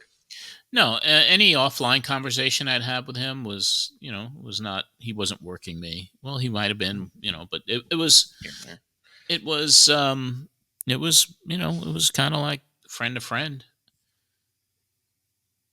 And especially as the more I got to know him, and then when he left WCW and he started doing some booking for Mario Savoldi, and then he would, bounce ideas, talk about what he was planning. And even during these days too, it was just kind of like it wasn't a kayfabe conversation typically at all. Yeah, it was a friendship developing. But I mean, like tonal of voice, like because like he's always talking like in a cadence. He's cadence. It's the later at night when he would call, he'd be a little bit more subdued. But. He was always entertaining. Yeah. And always telling stories, I imagine. Yeah. You know what I mean? That's cool. Yeah. So this is Paul putting over his recent rivalry with Cornette and his Samoan SWAT team bloodline. This is the beginning of the bloodline story that he created. Precursor. Yeah. I'm going to say that he had it planned from here. Like, this is the seeds of it that he already knew where he was going. Wouldn't that be something? So I'm here to prove now that I am the best manager of professional wrestling, that I can handle World Tag Team Champions, and the Road Warriors are a great team. Perhaps the greatest team in the history of wrestling. The fact of the matter is they're not as great as they used to be, and therefore, just a little extra insurance, we made sure that we wouldn't have to face them on the Clash of Champions. We made sure that the Road Warriors would not be there for the Clash of Champions. Therefore, in conjunction with Michael Hayes, in conjunction with Terry Gordy, in conjunction with the third Freebird, whose name I won't tell you, we arranged a little mishap to happen to the Road Warriors. It was all planned out. It was like a Vince Lombardi game plan. It was all laid out. It was premeditated. It was a plot. It was a plan. Well, you better do some running tonight, then. Huh? You better do some running because they're after you. I don't care if they're after me. I got the Samoan SWAT team standing in front of me. You see, Jimmy Cornette likes to stand behind his tag team, and I've always liked to stand in front of my tag team, because anybody who's too stupid to mess with me is going to then have to deal with the Samoan SWAT team. But because the Road Warriors are still a little mean, because the Road Warriors are a little demented, I'm going to stand behind my tag team. And you know what the funniest thing is when you got a tag team like the Samoan SWAT team? It don't matter if you stand above, below, next to, or sideways. When you got two guys like that, you're very well protected. Well, you must be thinking of shades of Poltergeist when Jimmy Cornette came back. Was there any thoughts in your head, maybe saying they're back, something like that? No, actually, I welcome Jim Cornette back to the NWA because, quite frankly, I know he can't go anywhere else because his stock is worth zero. There's no options for him. I mean, nobody wants a loser. It's like when Ric Flair beats you in a World Heavyweight Championship match, then what do you do? Where do you go then? When Mike Tyson knocks you out, what are you worth after that? You're worth nothing. Jim Cornette was the best manager in wrestling. Acknowledges the greatest mind. Acknowledges this, acknowledges that. I came in and I whipped his can. I drove him out of the NWA. His guy went off on a stretcher. and there was nothing left for him to do. He quit the NWA. He tried to be a big shot. You know, he's like Abby Hoffman. He took the easy way out. Then I heard he called every single place in the world, and they said, what do we need you? Sooner or later, Dangerously will call us, and we rather have a winner than a loser, so he came begging back to the NWA. He must have had a friend in the ratings committee because he got his guys into the tag team tournament. Dick Murdoch, who used to be managed by Jim Cornette, comes out and has a brawl with Bob Orton, which was premeditated on Jim Cornette's part because there's no way that his team could beat Dick Murdoch and Butch Reed. And so the Raider has to replace Bob Orton, the Raider who's never teamed with Butch Reed, the Raider who has lost matches on television before and in every arena in the country. So, I mean, really, I'm not impressed with Jimmy Cornette's return. Frankly, I wish the guy luck because, as far as I'm concerned, our war is over. I won the Battle of the Minds, and I'm not going to give him a rematch. And the big event will be taking place this Wednesday night, I believe, at Clash of the Champions 7. Do you think this will be the first night, the night that you actually capture the World Tag Team Championship with the SST, their first title here at the NWA? Oh, I have no doubt that it will be. I have no doubt that Wednesday night I will be the manager of the new World Tag Team Champions. You know, as for Jim Cornette is going to have to learn what I've said all along. You don't run for Ayatollah. You don't drink and drive. You don't drive with Ted Kennedy. You don't double date with Rob Lowe. And you don't live dangerously with Paul E. and the SST. And as far as I'm concerned, the Samoan SWAT team were capable, we're big, we're bad, we're rough, we're tough, we're slick, we're quick. Enough to beat the Midnight Express when I was handcuffed to Jimmy Cornette, when I couldn't use the telephone, when I couldn't pay off a referee, when there was nothing for me to do but sit there and watch the match. When the managers were not involved, the Samoan SWAT team decisively beat in the middle of the ring the Midnight Express, and Bobby Eaton went off on a stretcher. I have no doubt it's going to happen again Wednesday night. I have absolutely no plans to get involved. As a matter of fact, you can call me Wednesday night Mr. Babyface. I'm going to sit there. I'm going to read a magazine. I'm not even going to use the phone. I'm not going to cheat. I'm not going to scream. I'm not going to lie. I'm not going to cry. I am going to tell you the reason why, because I do have a game plan for the match, and it's very simple. My game plan is better than Cornette's. I got nothing to prove against Jimmy Cornette. He's a loser, he's a bum, he's a quitter, he's the son of a streetwalker from Louisville, Kentucky, and I'm a Wall Street whippersnapper. At the age of 23, I've dethroned him. Well, we're going to have to believe it when we see it, as far as you standing still during a match, especially if the SST goes down. Total kayfabe, but a good promo, yep. As always. So good. Although, you tell me, did they have actual animosity between each other at any point? I don't think they got along. No. There was definitely a competition and a rivalry between them. Yeah. And it was like, look at Cornette, look at Paul, look at their geographics, where they come from. Look at the disdain that Cornette has for New Yorkers in the Northeast. Yeah. Although he certainly deals with Brian Last every week, right? Yeah. But I mean, back then it was he never really had a fondness for the Northeast. Yeah. And Paul, and Paul with there was a rivalry. They were similar photographers in the beginning, and it was like their careers almost like their ascension.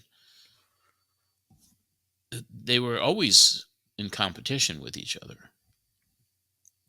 Yeah. So whether there was a pure hatred or disdain between them personally, I don't know. I don't know how to answer that.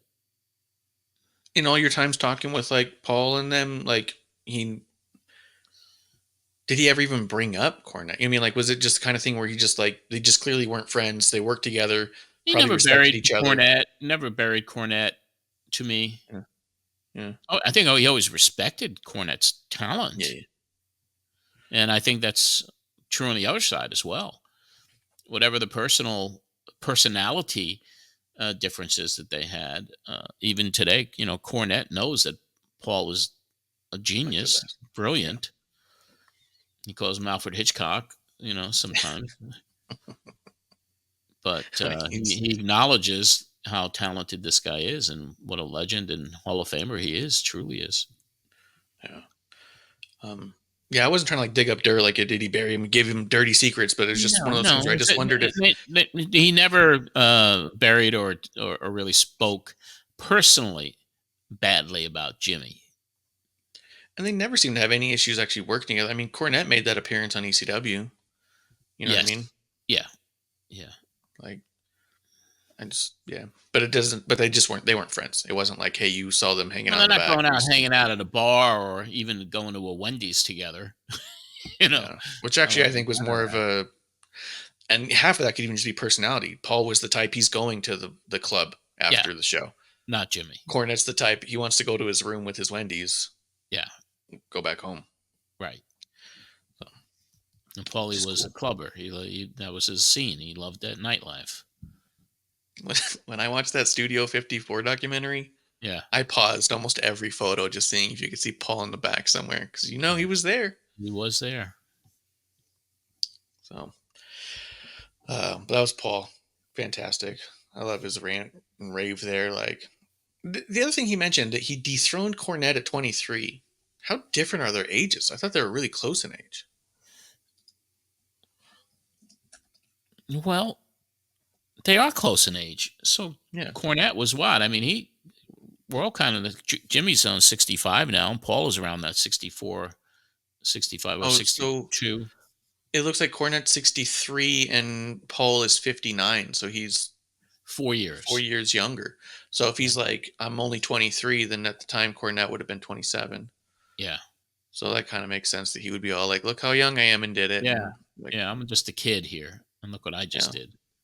But also wasn't Cornette like 23 when he was breaking through massively? So it's also kind of like, but he also set the stage too.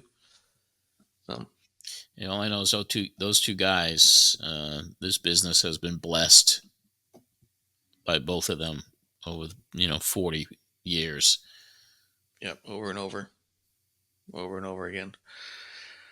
I mean, even a lot of the top stars who do their interviews, a lot of them still have stories about Cornette helping them or teaching them something or being an influence on them. And Paul the same mentor. And in Paul's own respect, he was a mentor also. Yeah. They paid it forward. So cool. So cool. And I'm so excited about all the things going on, man. The Jacob Fatu stuff. I just love it. Yeah. And he's a good dude too. I told you when I met Haku at CAC, we talked about his family a lot, and it was really cool. Like, the way that he talked about the way that their families think of people, even like the way that because I had made mention about how Solo and Jacob had given me a bunch of time and had DM'd me about stuff, and I was like, they were so cool about it because I was like, they didn't have to. I was like, I'm just some nobody.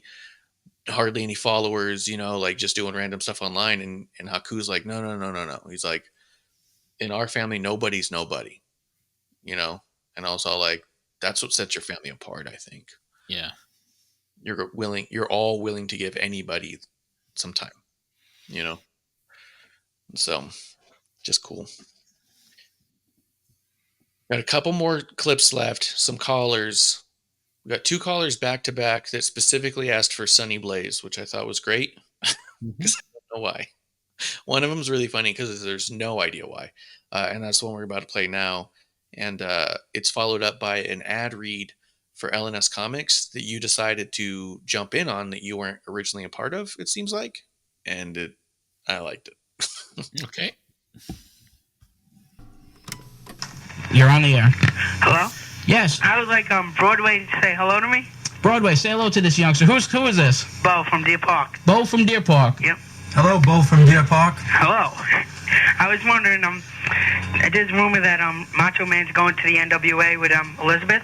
Is that true? I haven't heard anything about that. I'm sure if that was taking place, I would have heard something by now. Do you know who I heard it from? Who? TJ Brown. Well, I don't know who. TJ from Deer Park, I guess.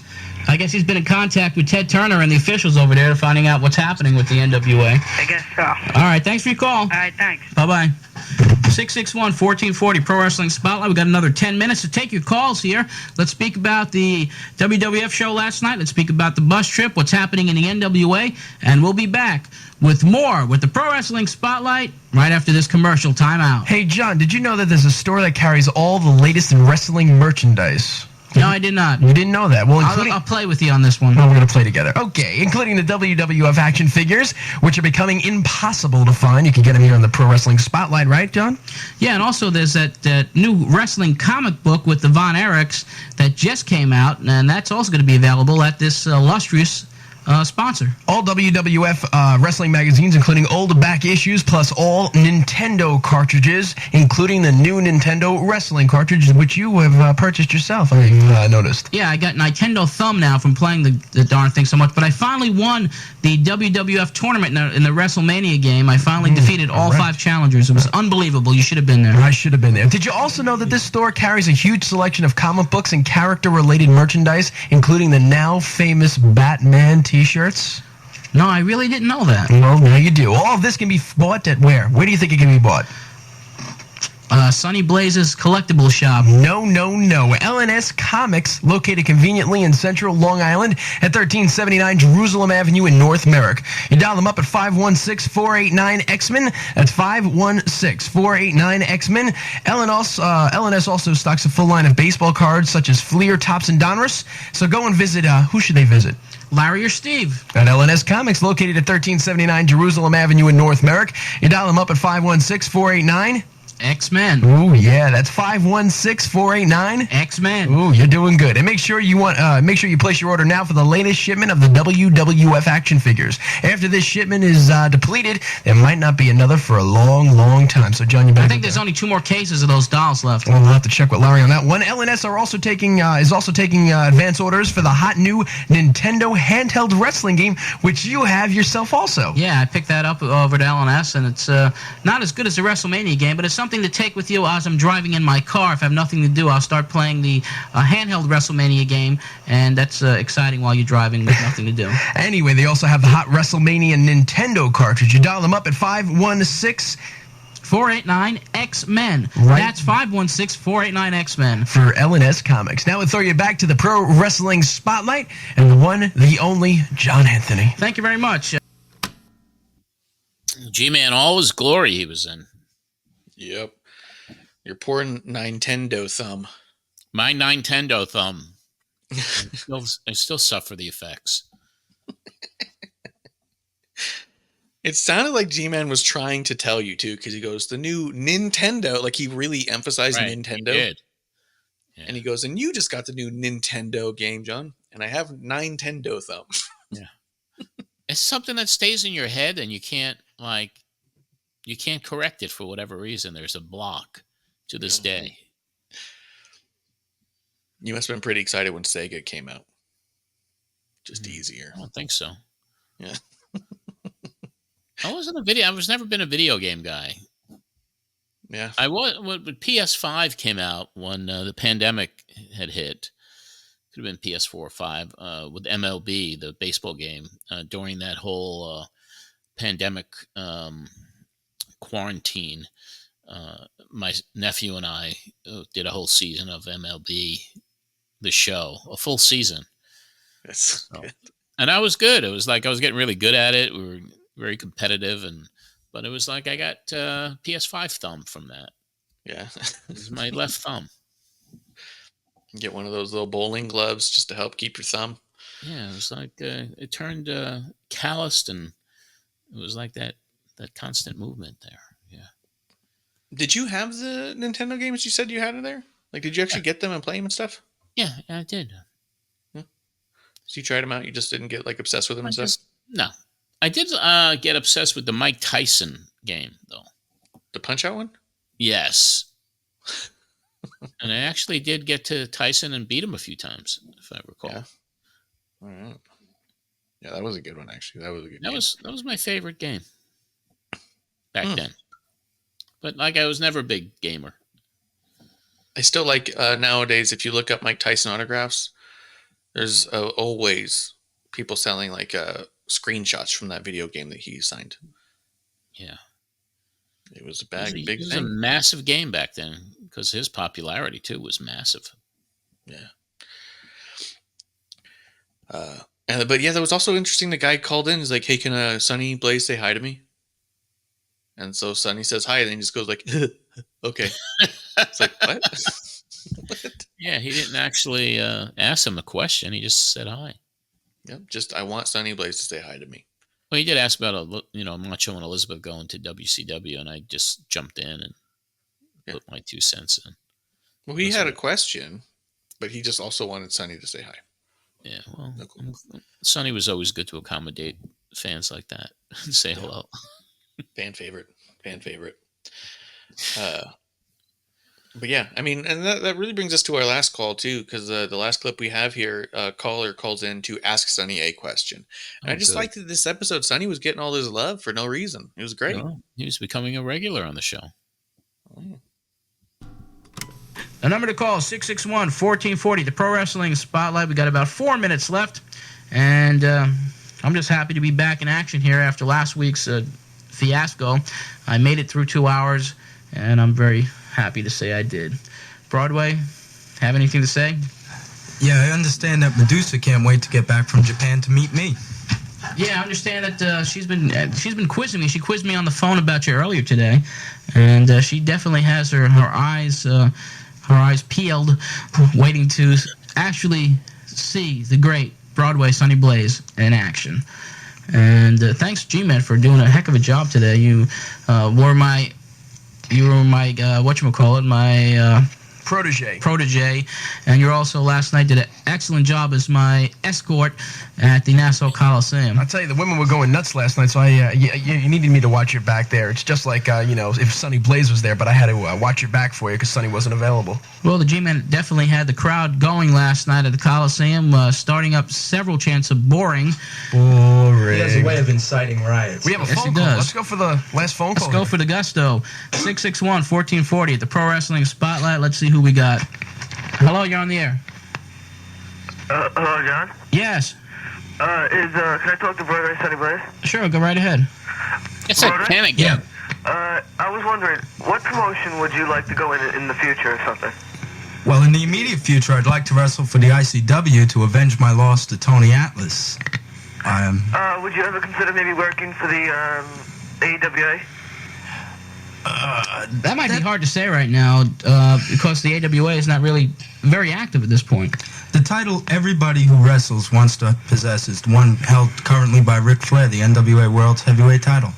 And by the way, while I have a little bit of airtime, let me say George Napolitano's magazine, that newspaper format one, has a complete list of every NWA champion ever. That's on the newsstands right now. That's right, since Carl Gotch in 1905. So pick that up. Have you ever seen that?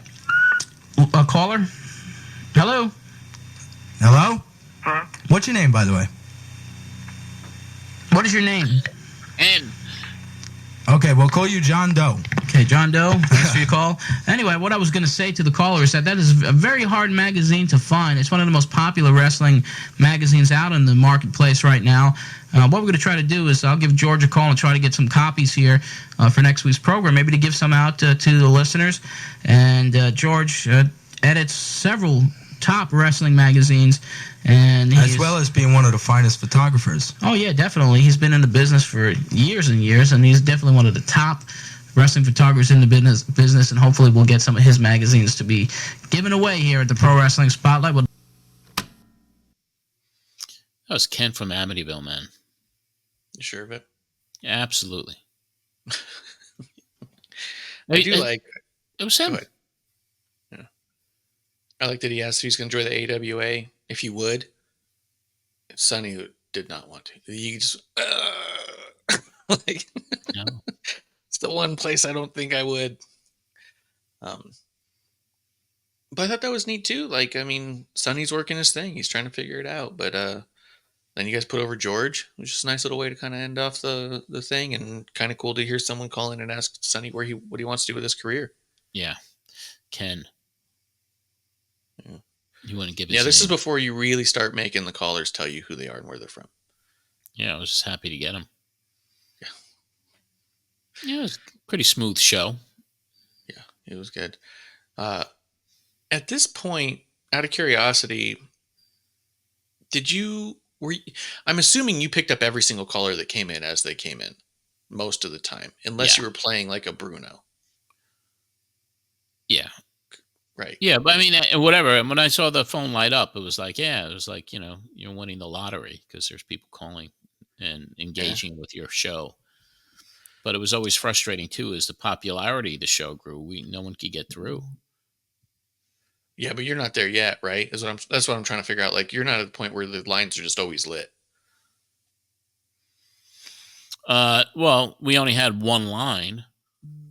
Oh, so you wouldn't even know if people are No. calling at the same time. No, we only had one line. And then when I went over to GBB, when I saw, a phone bank of 7 lines, that was like hitting the lotto for me, especially because they were always lit.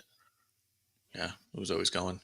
So sick, man. It was a bigger signal, but NYG was just kind of, and the more popularity that took place as the months progressed, and it was just very frustrating that people couldn't get in to call. Yeah, but that's a classy problem. Those are the problems you like to have, Mm-hmm. So, and the station didn't subscribe to Arbitron, which was the rating service. You'd have to pay Arbitron to get access to the numbers and your quarter hour and how many people were listening through any given time. But NYG was too cheap to subscribe to it, so we never knew. So you based it typically off of the lines just lighting up in general. Yeah. Like you could say, like, oh, we had this many calls, or we were lit up the whole time, and they're okay. We never knew how many people were listening at any given time. We just didn't know. Huh. And that's also even going to a station with Arbitron numbers. I don't even think GBB was Arbitron, and WEVD. I don't even think they were Arbitron. At least I didn't have access to their numbers. Huh. So when you would try to sell spots, what were you selling? The whole network? I sold the sizzle, brother. Did you make up numbers to sell? No, I never said like we have, because I had no way of knowing.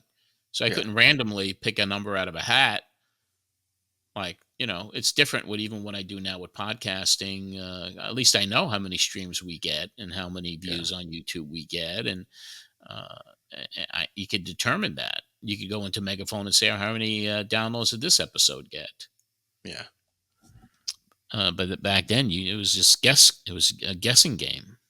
But I never arbitrarily said, oh, we got thousands or we got 50,000 people listening, because we didn't know. Would you talk about the strength of the station? We hit this wide area. Yeah, I talk about the signal. Yeah. This is because each station had a map with their signal area, and NYG was nothing. It was like it was like ham radio out of your basement, because they were also what they would call a daytimer, and they were 1,000-watt radio station, and their FCC license, because they were a daytimer, like at sunset, they'd have to lower their wattage to 10 watts, which literally can only be heard for a couple of miles. Why do they have to do it for sunset? It was just the FCC law, because there were other stronger signals. There was maybe another 1440 who had a 50,000 watt signal based in Detroit or wherever it may be. But you couldn't interfere with whatever that signal was. It was just an FCC law. Wow. So it's like, hey, a stronger signal's coming in, so you better weaken yours so you don't cross their path. Yeah, exactly. That's insane. So 10 watts. And that's why I always, even if I noticed here, because I said, when we go off at 8 o'clock, because that daytimer signal was like whenever the sun set, you have to lower the wattage to adhere to the FCC regulations. So that's why I didn't like to go on in the winter if it was past 5 o'clock, because I knew that we'd have to dramatically cut the signal at a certain point. Wow. Huh. That's pretty neat. That's weird. Radio's pretty cool. And now nobody even knows it's out there. I don't listen to, I can't even, well, I do listen to, I listen on an app though. Yeah. I listen every day to WFAN in New York City, the sports station. I listen to Evan Roberts and Tiki Barber middays every day until baseball season's over. then I can't handle the talk of football and hockey and basketball because I'm very laser focused only on baseball. Oh, all right. Yeah, I got a buddy who has a radio show out in Tucson, and even them, it's a small station, very small. Well, actually, he just got to a bigger one, but the small one he started on, they even had an app that I could listen to them while I was in New York. I would tune in on his morning to listen, and you could literally find every radio station in the country on Odyssey or iHeart or any of those apps. It's so wonderful today to be able to say, I'm going to listen to that station in LA or Phoenix or wherever. I mean, you can do it. I mean, there's some technologies you wish was available back then, but you also know that back then it would have changed everything about, you know what I mean? Like, in essence, how amazing would it have been in this time frame if you could be heard anywhere in the country, right? Yeah, Pro Wrestling Spotlight launched back. If they had that technology back then, we would have been fucking rocking it. Yeah, it'd have been insane. But yeah, that's the show. I was happy with it. I liked it. It's a good one. Yeah, we're back like in I said, the regular format. Back in the regular format. You got Bruno. There's a whole chunk of the old Bruno interview. There's a handful of more callers and stuff. But yeah, it was a pretty cool one, pretty nice one, and you're feeling better. So. Yeah, and things start to heat up now as we get into the summer months of '89, which was like the hottest summer in WCW NWA in many years. So we have all of that stuff. That's what I look forward to as we get closer to the Great American Bash of '89 and the interviews and the backstage stuff I do, and the first time talking to Terry Funk and the Steamboat stuff and all of that's upcoming in future weeks. It's going to be a nice, good look back. And as we introduce more of the famous callers from back then, like the George from Lindenhurst and the others that begin to seep their way in. So let's keep it going. But we need your support on patreon.com/John Arezzi. Come on and subscribe, become a member of that community. $5 a month gets you in the door. So what the heck? Do it. Yeah, absolutely. There's a lot of really good stuff coming up. I do believe you've said in the past that was it 89 was your favorite year or was it 90 your favorite year of NWA? 89 was my favorite year in NWA this year that we're going to be going into because of Flair, Funk, Flair Steamboat, I Quit match, Flair Funk, the debut of the Skyscrapers, Sid coming in with Spivey, the Steiner brothers, the introduction of Robin Green, who becomes Woman in '89, all of that stuff. I mean, Sting, and it was just an incredible time and those pay-per-views were just phenomenal. Yeah. So we have more to look forward to. Me too. Well, John, we'll get through it. We'll do it, and then tonight, hopefully, the Padres get through it, and you and I can have our friendly rivalry. Yeah, that's going to be a little difficult for us, isn't it? Yeah. Can you imagine? Fucking, no matter what happens, if it's Mets Padres, one of those teams has to lose. I know. In my mind, it's like I see you putting on like a patron message being like, due to high emotions, we'll be taking a short hiatus. We'll be back in a couple weeks. I might have to. I may have to be hospitalized for anxiety if the Mets don't get in. Yeah, if they don't do it. And at the same time, man, how are you going to feel? Let's say if the Mets beat the Padres, if they face the Padres in the championship series, how are you going to feel? How much of a diehard are you when it comes to the Padres? If it was, that's the thing, as I really want them to go to the Mets, because if anyone takes them out, I want it to be the Mets. I don't want the Dodgers. Fuck them. But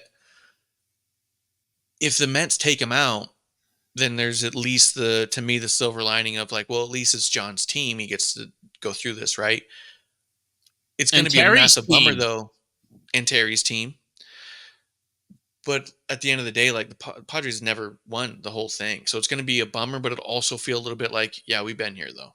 You know what I mean? Like we lose. That's kind of what Padres do. And so the idea that this is even happening, that this is even a possibility, feels incredible. So see, this for me is the year of redemption for the Mets. Yeah.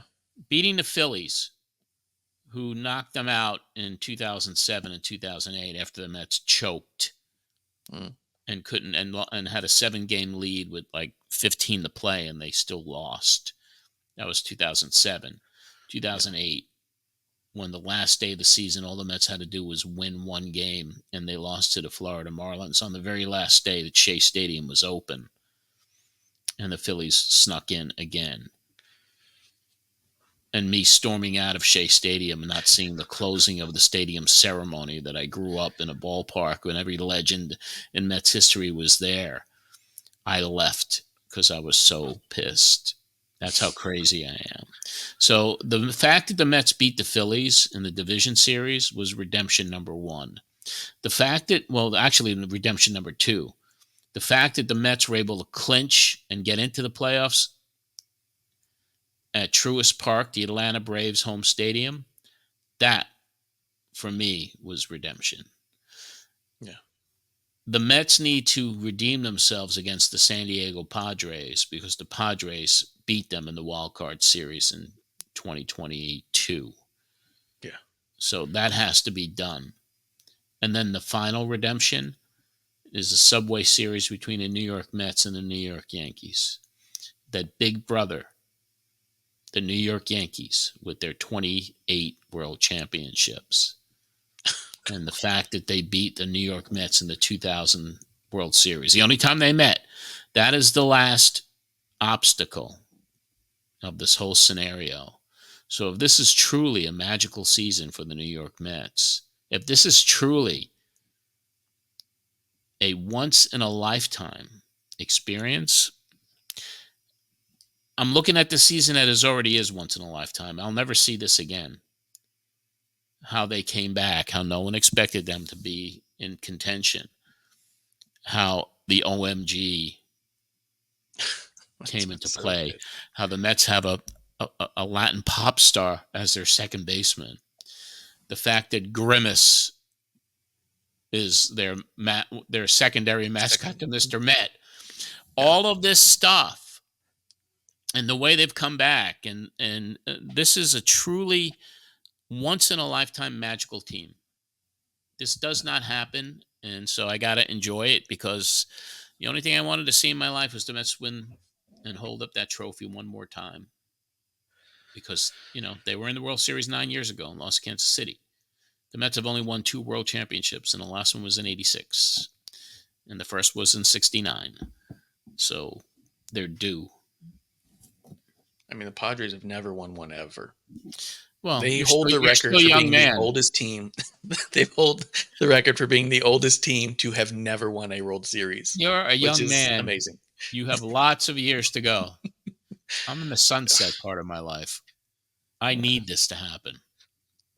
Yeah, the Mets season has felt an awful lot like the Liv Morgan Revenge Tour. It has. Yeah, that's a good comparison. So that's why if the Padres are going to be taken out this year, I want it to be the Mets. If they're not taken out by the Mets, I want them to take the whole thing. I just don't want it to be the Dodgers. Yeah. I don't want them losing to some other schmo. Yeah. It's Padres Dodgers is to be crazy, but listening to Evan Roberts on WFAN, who does a podcast every day called the Rico Bronya. Rico Bronya was this no name that played for the Mets, and so he calls the podcast Rico Bronya. But he's a huge wrestling fan, and he talks about wrestling all the time. And he calls Sean Manaea, the Mets pitcher, the tribal chief. Yeah. And the Mets need to finish their story. Yeah. No, I'm telling you, it's the Liv Morgan Revenge Tour. It's the Cody Rhodes finishing a story thing. That's what I mean. If it's going to be anyone, I want it to be the Mets. But there's not going to be a part of me that's not going to want the Padres to go the whole way. But if they got to go. Yeah. And they've just never gotten this. I mean, they've gone to the series twice ever. But this is the first year that it's been exciting to watch them in a long time. The last couple of years, it's been cool because they're doing good. This year's been holy shit, we're a favorite. That doesn't happen. Yeah, you got a good team, got great pitching, got a great bullpen. You got a great team. That's why I'd much rather play the Dodgers than the Padres, just because of just because the Dodgers are on the ropes right now. Yeah. Their pitching is decimated. They're, they have some injuries on the team that have affected them. First baseman, has a bad ankle. What's his name? How can I forget? The guy was a former Brave. Boom. Who's the Dodgers first baseman? I'm bad with names and positions. I see them. I look at numbers. I go, Freddie Freeman. Although I just saw that there's a Marsh on the Phillies, and I remember having seen him before. Yes, Marsh on the Phillies. I've wanted him to be traded so bad. I just don't want a Phillies jersey. Like the long hair dude, right? Yeah. With the wet hair all the time. Yeah. Yeah. So, one of my favorite is just Jesse Winker. Jesse Winker, he is fucking crazy. We hated him. Yeah. Because he used to antagonize the Met fans. Antagonize him. Now as Evan Roberts says, he's a douche, but he's our douche. We love him. Yeah. Anyway, we're talking a lot of baseball here. All right, my friend. But all right, but games tonight, so everyone root for the Padres. And we'll see if we continue the show. We'll see what happens after the Mets and the Padres face off. We'll see. We'll see if our friendship can survive. Exactly. I think it will. If the Mets win. Yeah. Oh, you know what, though? I was going to say, if the Mets lose to San Diego, I'm going to solely blame you for not taking me to the Petco. I'm going to tell you that's revenge. That's Petco's revenge. Really? If San Diego beats the Mets, it's because we didn't end up going to that game. Wouldn't that be something? We'll cross that bridge if we come to that bridge, my friend. Yeah. All right, that's going to wrap it up for this edition of Pro Wrestling Spotlight Rewind. You can follow us on social media. We're on YouTube, youtube.com/Pro Wrestling Spotlight. We're on Facebook. Follow me on Twitter at John Arezzi, on Instagram at John Arezzi. Threads, if anyone goes on that thing, at John Arezzi as well. And you can follow my friend Marsh here as well. Let me get his handles out. Follow Marsh on X at Ref Marsh and on Instagram at Wrestling on the Rocks. I want to thank Marsh once again, our creative director, our producer, our co-host of this show. I want to thank our Patreon executive producers who continue to stay with us, and we're so grateful for them. Joseph Holloway, Anthony Pyrus, and for all the patrons for your support helping with the production costs for this show. Until next time, when we relive more history with you, this is John Arezzi for Pro Wrestling Spotlight Rewind.